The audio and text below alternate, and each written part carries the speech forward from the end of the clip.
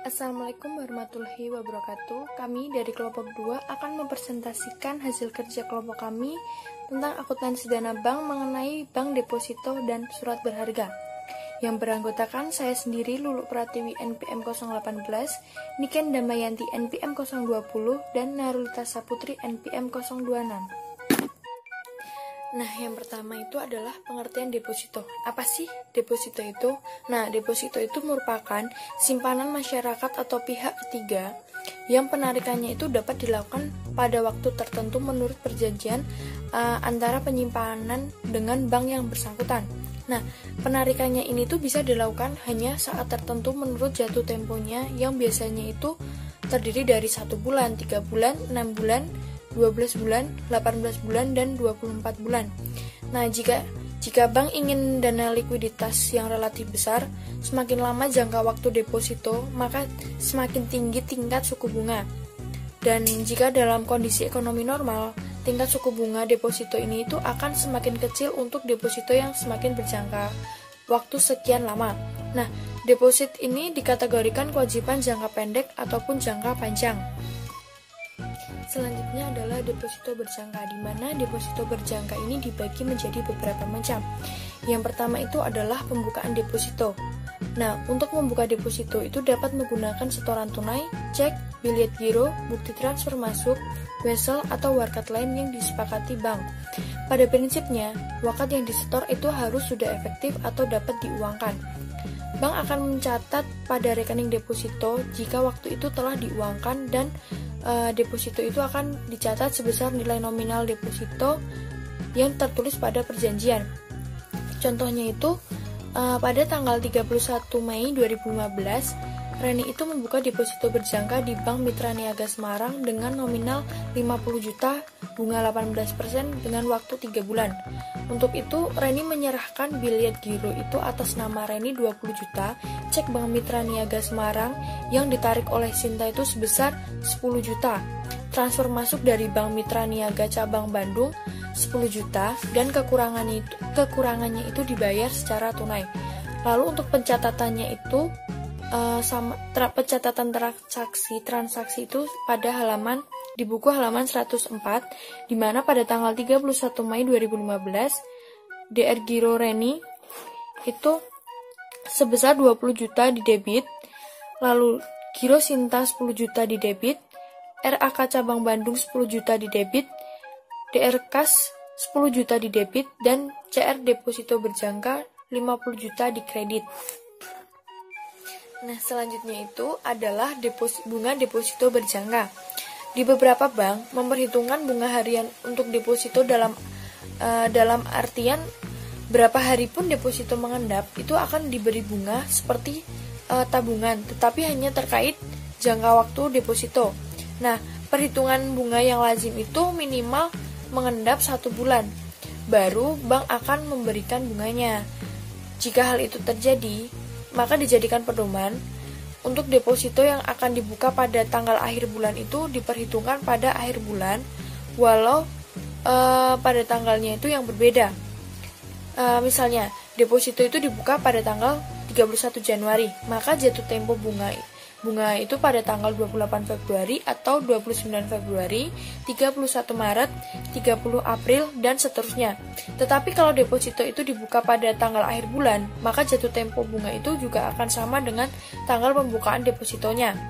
Contohnya, deposito itu dibuka tanggal 15 Januari untuk 3 bulan, maka jatuh tempo bunganya itu pada tanggal 15 Februari, 15 Maret, dan 15 April. Selanjutnya adalah pencatatan deposito jatuh tempo. Nah, pada contoh sebelumnya, pada bunga deposito berjangka itu tuh dapat dinyatakan bahwa penarikan bunga itu dilakukan setiap tanggal 5. Dengan demikian, bank itu akan membukukan bunga 2 kali, yaitu saat jatuh tempo bunga dan saat penarikan bunga. Dan ini tuh juga bisa sampai dengan jatuh tempo deposito. Nah, oleh karena itu penarikan deposito itu diasumsikan terjadi tanggal 5 juga. Nah, sedangkan pada kasus ini bank juga harus membukukan 2 kali, yaitu pada jatuh tempo dan pada saat deposito ditarik. Bagaimana kalau bunga dan deposito pada saat jatuh tempo ditarik tepat pada tanggal jatuh tempo? Nah, jika hal ini terjadi maka bank harus membukukan sekali, yaitu penarikan bunga dan deposito pada tanggal 31 Agustus 2015. DR deposito berjangka itu 50 juta di debit, DR di biaya bunga 750.000 itu di debit, CR kas 50.637.500 di kredit, dan hutang PPh 112.500 di kredit. Akan masuk ke pembahasan selanjutnya, yaitu perpanjang deposito berjangka. Jadi, deposito yang telah jatuh tempo itu biasanya dapat diperpanjang dengan dua cara. Yang pertama, itu dapat diperpanjang dengan secara otomatis, dan yang kedua dapat diperpanjang dengan cara biasa. Kita bahas satu-satu ya teman-teman. Nah, untuk deposito diperpanjang dengan otomatis, itu maksudnya perpanjangan deposito yang dilakukan karena permintaan dari deposannya yang sudah dibuat atau diperjanjikan pada saat pembuatan deposito tersebut, yang mana dengan ini bank tidak perlu menghubungi deposan dan sebaliknya. Jadi kalau untuk secara otomatis ini, jadi perpanjangan depositonya itu tidak harus pihak bank atau pihak deposannya untuk saling menghubungi lagi, karena mereka sudah membuat perjanjian di awal bahwa nantinya perpanjangan deposito akan dilakukan secara otomatis, seperti itu. Yang kedua itu perpanjangan deposito secara biasa. Nah, itu maksudnya gimana sih? Maksudnya itu perpanjangan deposito yang dilakukan itu dapat terjadi jika ada kesepakatan antara pihak bank dan pihak deposan di kemudian hari pada saat jatuh tempo. Biasanya perpanjangan ini dapat secara instansif dari deposan ataupun bank untuk nasabah deposannya. Nah, jadi kalau yang secara biasa ini harus ada kesepakatan dari kedua belah pihak pada saat jatuh tempo bahwa akan ada perpanjangan depositonya. Nah, jadi bisa dibedakan ya teman-teman antara perpanjangan otomatis dan perpanjangan biasa. Kalau perpanjangan otomatis itu mereka sudah membuat perjanjian dari awal bahwa nantinya deposito yang dilakukan itu akan diperpanjang, dan itu sudah disepakati dari awal. Sedangkan untuk perpanjangan biasa itu mereka harus melakukan kesepakatan pada saat jatuh tempo bahwa akan adanya perpanjangan deposito. Seperti itu ya teman-teman. Nah, tapi dengan kedua cara ini, cara pencatatannya nanti itu tidak akan berbeda teman-teman. Mereka akan tetap sama, dicatat dalam bank akan membuat pencatatan untuk mendebit rekening deposito lama dan mengkredit rekening deposito baru. Nah, itu cara pencatatannya tidak berbeda ya teman-teman antara perpanjangan otomatis dengan perpanjangan biasa. Dan juga untuk rekening deposito dan depositonya itu akan tetap sama tahun sebelumnya dengan tahun selanjutnya jika ada perpanjangan. Nah, tetapi untuk suku bunga depositonya itu akan berubah ketika adanya perpanjangan deposito. Contohnya teman-teman bisa buka di buku halaman 106 ya teman-teman. Itu ada contoh dari pencatatan perpanjangan deposito. Nah, itu kan ada deposito atas nama Reni diperpanjang saat jatuh tempo. Nah, berarti dia menggunakan perpanjangan biasa ya teman-teman pada tanggal 31 Agustus 2018.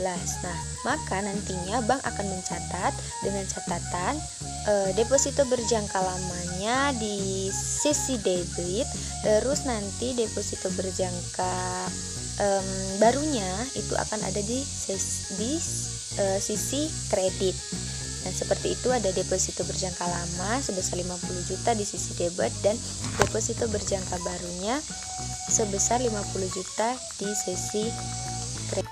Pada slide selanjutnya kita akan membahas mengenai penarikan deposito berjangka sebelum jatuh tempo dan perpindahan deposito berjangka antar kantor cabang.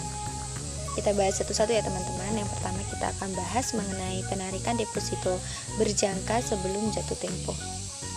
Jadi pada umumnya deposito itu akan ditarik pada saat jatuh tempo ya teman-teman. Karena dalam perjanjian yang telah tertulis di situ sudah ada waktunya bahwa penarikan deposito ini akan dilakukan pada saat jatuh tempo.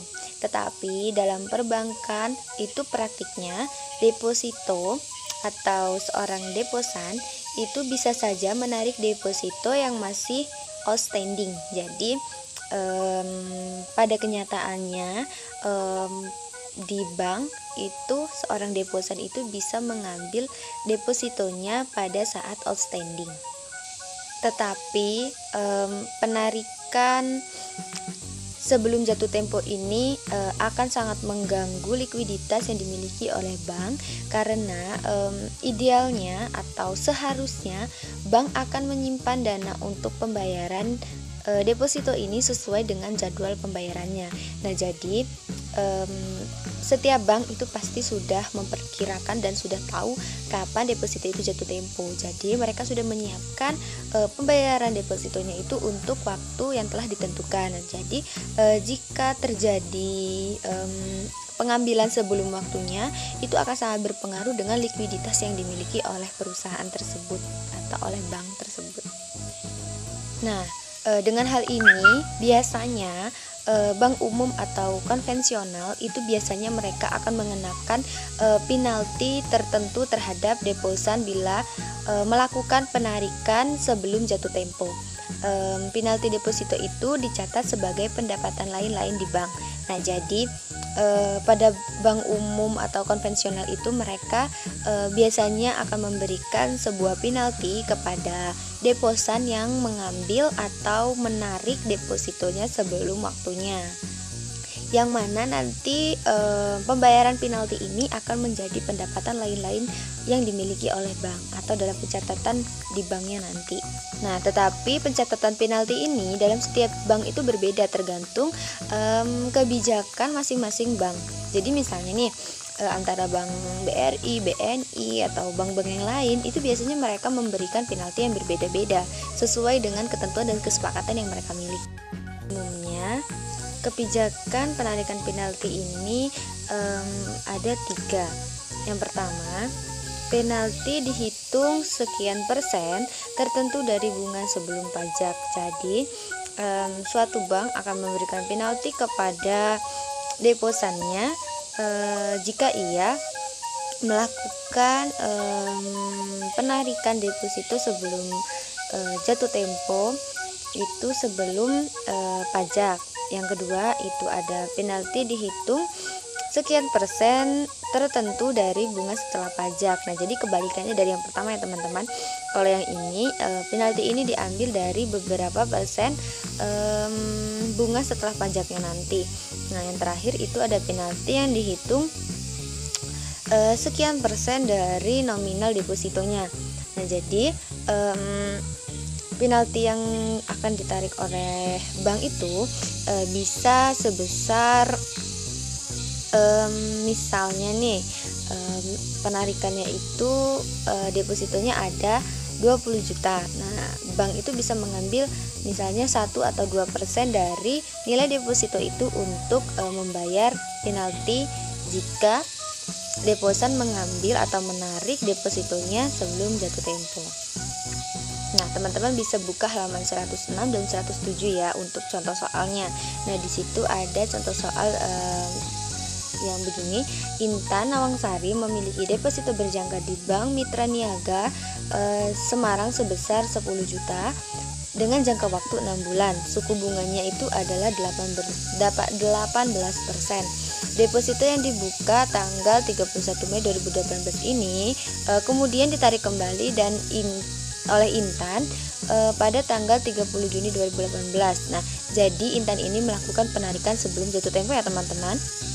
Nah, itu di sini ada perhitungannya dengan menggunakan penalti sebelum pajak, penalti setelah pajak, dan juga penalti nominal deposito.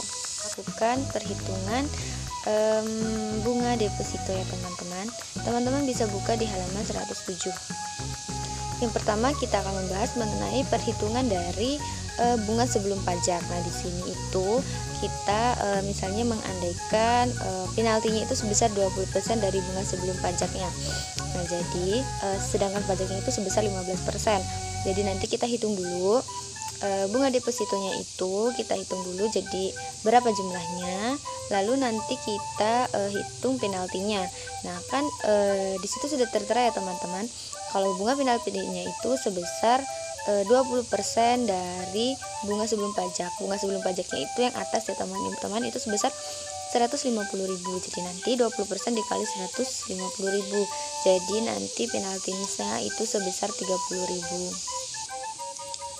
Nanti jurnalnya itu deposito berjangka di debit sebesar 10 juta, biaya bunganya 150.000, itu biaya bunga sebelum pajaknya di sisi debit juga. Terus nanti ada pendapatan lain-lain penalti sebesar 30.000 yang kita dapatkan dari 20% bunga sebelum pajaknya tadi. Nah, terus nanti hutang PPh-nya sebesar 22.500, baru nanti kasnya kita total sebesar 10.097.500. Selanjutnya itu kita melakukan perhitungan menggunakan bunga setelah pajak dengan penaltinya masih sama sebesar 20%. Nah, jadi nanti perhitungannya tetap sama kayak yang atas. Teman-teman bisa lihat di halaman 107 itu. Nah, nanti kita ngambilnya bunga setelah pajak. Nah, bunga setelah pajak itu berapa? Kan bunga setelah pajaknya itu ada sebesar 127.500. Nah, jadi nanti penaltinya 20% itu dikali sama 127.500. Jadi nanti nilainya itu menjadi 25.500. Jadi nanti penalti yang harus dibayarkan itu sebesar 25.500.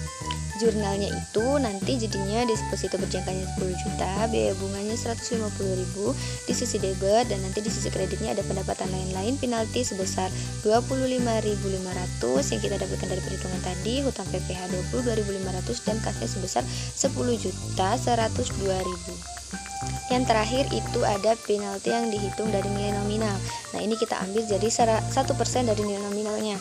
Nah, kan tadi kita udah ingat kan nilai nominalnya itu sebesar 10 juta. Jadi nanti kita hitung penaltinya itu 10 juta, 1% dari 10 juta yaitu 100.000.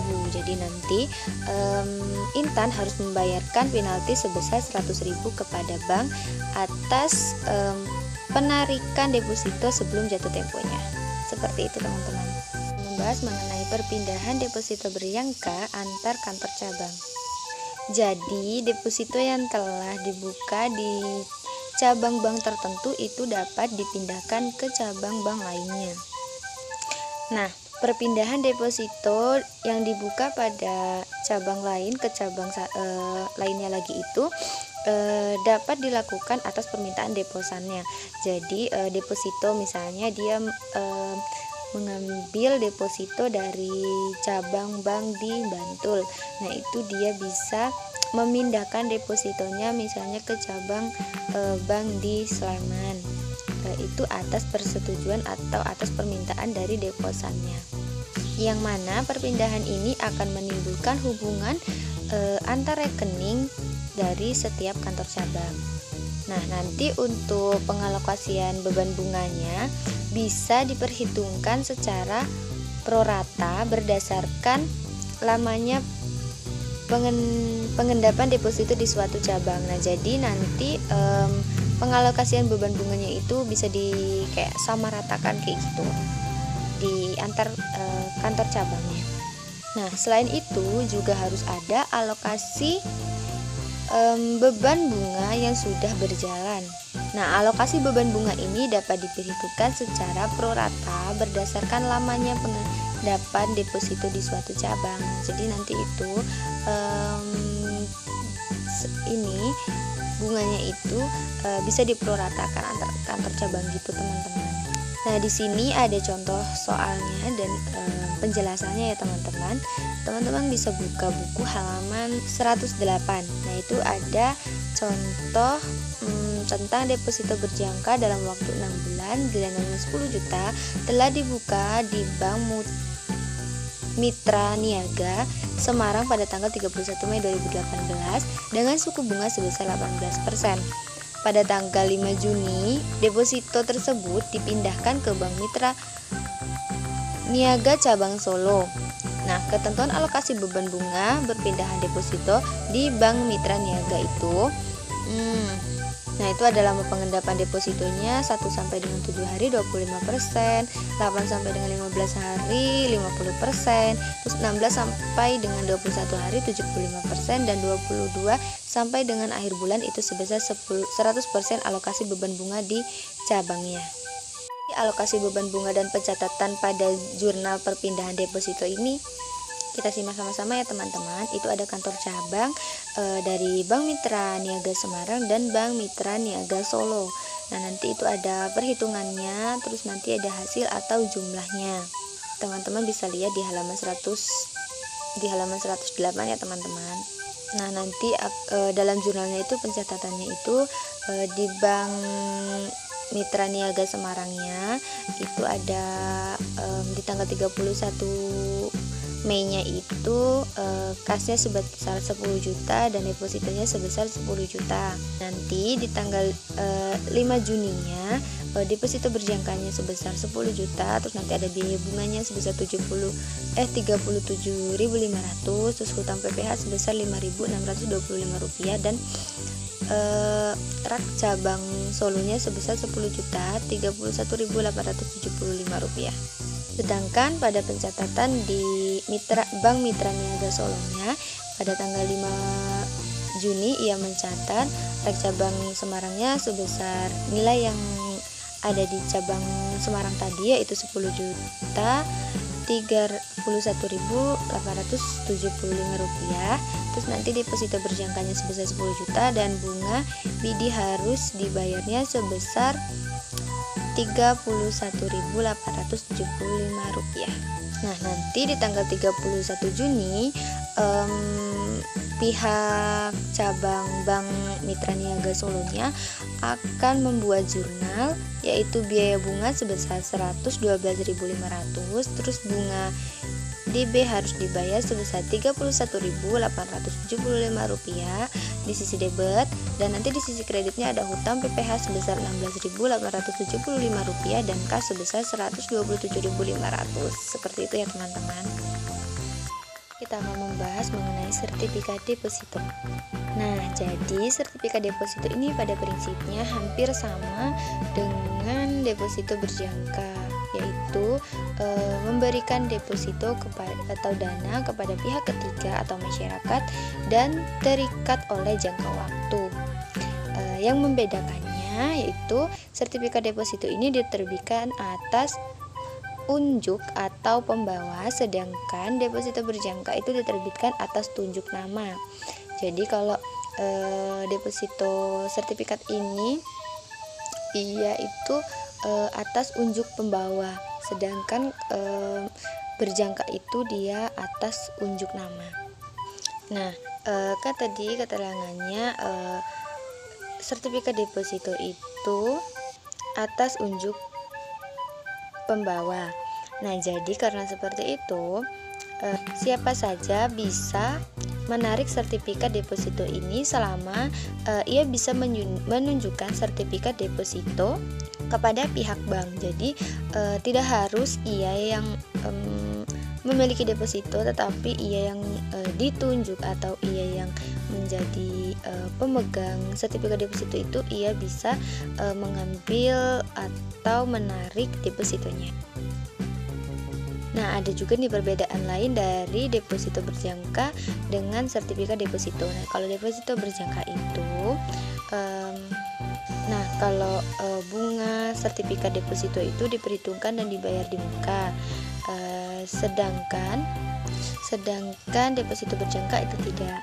Dan juga sertifikat deposito ini deposan itu dapat membuka deposit hanya dengan membayarkan sebesar nilai tunai sertifikat deposito dan ditambah dengan jumlah pajak bunga yang diperhitungkan di muka. Jadi bunga pajaknya itu di awal ya teman-teman. Tetapi walaupun demikian, pencatatan sertifikat deposito ini tetap nanti dicatatnya sebesar nilai nominalnya ya teman-teman.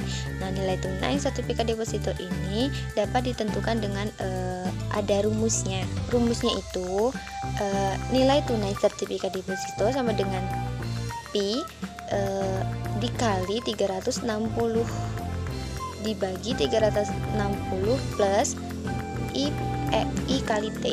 Seperti itu teman-teman. Yang mana keterangannya P itu nilai nominal sertifikat deposito, I itu tingkat suku bunga sertifikat deposito, dan T itu jangka waktu dalam jumlah hari. Ada contoh soalnya ya teman-teman. Teman-teman bisa buka di halaman 109 bagian bawah, yaitu tanggal 1 Mei 2018 Diana membeli sertifikat deposito seri A sebanyak 10 lembar dengan nilai nominal per lembarnya 10 juta secara tunai pada Bank Mitra Niaga Semarang. Jangka waktunya itu selama 3 bulan dengan suku bunga 20% dan pajak bunga 15%. Nah, nanti itu perhitungannya nominal sertifikat deposito sebesar 100 juta dan nanti nilai tunainya itu ada 100 juta dikali 360 dibagi 360 plus 0,20 dikali 90. Nah, itu menggunakan rumus yang tadi ya teman-teman. Terus nanti bunga dibayar di mukanya atau diskontonya itu sebesar 4.761.905 rupiah. Dan nanti pajak bunganya itu kali 15%. Nah, 15% itu dikali sama bunga dibayar di mukanya. Nanti jumlahnya itu pajak bunganya sebesar 714.286 rupiah. Nah, nanti bunga bersih yang dibayar oleh banknya itu ada sebesar 4.047.619 rupiah. Nah, dengan perhitungan yang telah kita lakukan tadi, itu kita dapat melihat jumlah yang harus dibayarkan ke bank oleh pihak deposan atau oleh Diana untuk membuka sertifikat depositonya tersebut, yaitu sebesar 100 juta dikurangi 4.047.619 rupiah, yaitu nanti jumlah transaksinya itu sebesar 95.952.381 rupiah. Untuk jurnalnya teman-teman bisa lihat di halaman 110 ya teman-teman.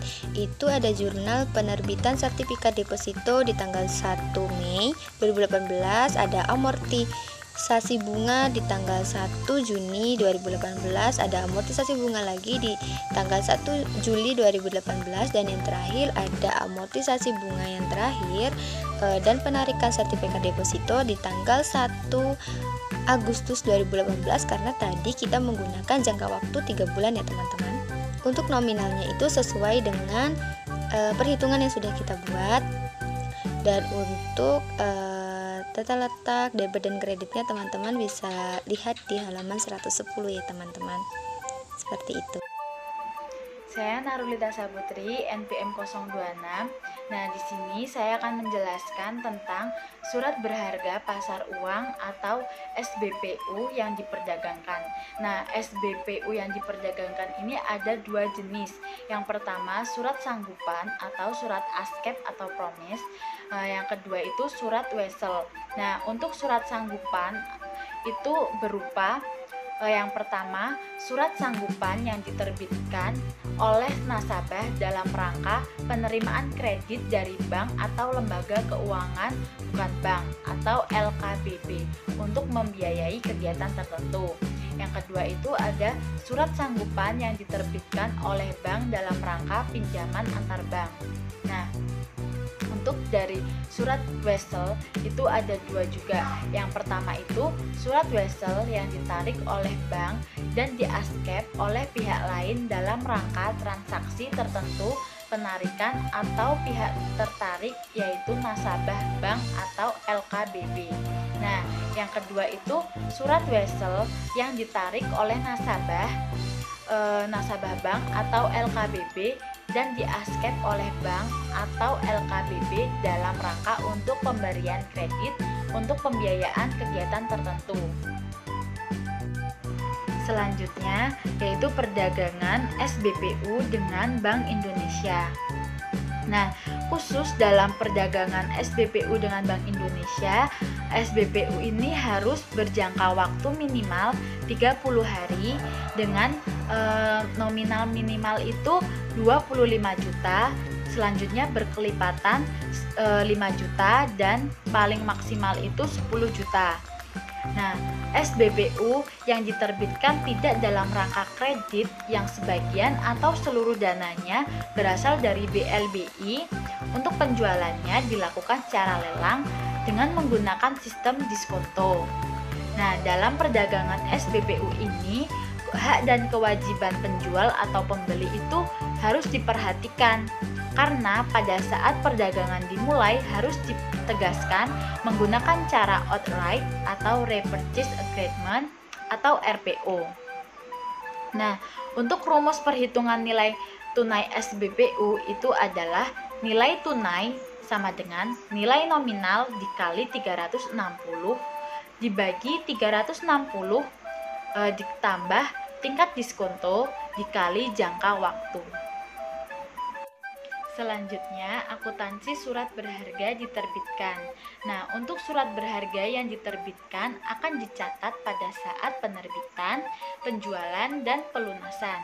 Nah, pada penerbitan surat berharga, bank baru mendapat surat pengakuan hutang dari nasabah atau bank lain yang nantinya akan menjadi aset bank. Nah, dan jika memenuhi likuiditas bank, dapat dijual sewaktu-waktu. Ketika menjadi aset, bank mencatatnya sebesar harga nominal. Nah, untuk harga nominal ini sebesar nilai kewajiban nasabah terhadap bank. Nah, untuk contoh soal, teman-teman bisa buka di buku halaman 123 tentang Bank Mitra Niaga. Nah, kita langsung aja masuk ke perhitungan untuk menentukan nilai nominal promes atau SBPU.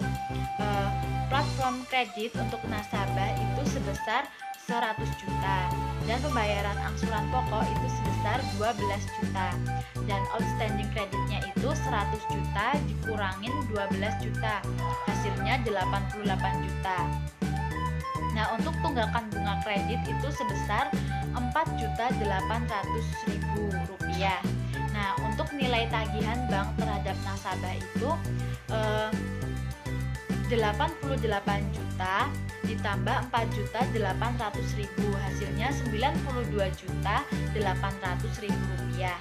Nah, untuk bunga promes diperhitungkan itu tadi dari nilai tagihan bank terhadap nasabah sebesar 92.800.000 rupiah dikali untuk bunga promesnya itu tadi 18% per tahun. Jadi dikali 18% dikali 90 per 360 hari. Hasilnya itu 4.176.000 rupiah. Nah, untuk nominal SBPU diterbitkan itu 92.800.000 rupiah ditambah 4.176.000 rupiah, hasilnya 96.976.000 rupiah. Nah, untuk pencatatan penerbitan promes atau SBPU pada tanggal 1 Mei 2018 itu di sisi debit ada surat berharga diterbitkan itu sebesar 96.976.000 rupiah. Dan untuk CR kredit yang diberikan itu ada di sisi sebelah kredit itu 88 juta dan CR pendapatan bunga di sisi kredit 4.800.000 dan CR bunga SPBU diterima di muka itu di sisi kredit sebesar 4.176.000 rupiah. Nah, selanjutnya bunga SPBU yang diterima di muka itu harus diamortisasikan pada setiap akhir bulan. Nah, untuk pencatatan amortisasinya itu yang pertama pada tanggal 31 Mei 2018 akun DR bunga SBPU diterima di muka itu dicatat pada sisi debit sebesar Rp1.392.000. Kemudian JR pendapatan bunga dicatat pada sisi kredit sebesar Rp1.184.000. Kemudian JR hutang pajak dicatat dicatat di sebelah kredit sebesar Rp208.800.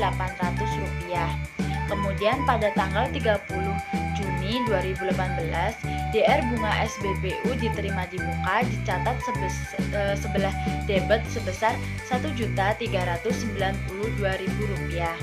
Kemudian pada CR pendapatan bunga dicatat di sebelah sisi kredit sebesar Rp1.184.000. Kemudian untuk CR hutang pajak dicatat di akun kredit sebesar Rp208.800. Kemudian pada tanggal 31 Juli 2018, DR bunga SBPU diterima di muka dicatat juga di sisi sebelah debit sebesar Rp1.392.000. Kemudian CR pendapatan bunga dicatat di sisi kredit sebesar Rp1.184.000. Kemudian CR hutang pajak dicatat di sisi kredit sebesar Rp208.800. Nah, untuk halaman selanjutnya di sini diterangkan bahwa surat berharga promes yang telah dikuasai bank kemudian dijual pada tanggal 31 Mei 2018 oleh Bank Mitra Niaga ke Bank Indonesia dengan diskonto 16%. Nah, untuk pencatatannya, nominal SBPU itu Rp96.976.000. Kemudian untuk harga tunai menggunakan rumus yang tadi. Jadi Rp96.976.000 dikali 360 dibagi 360 ditambah 16% kali 60.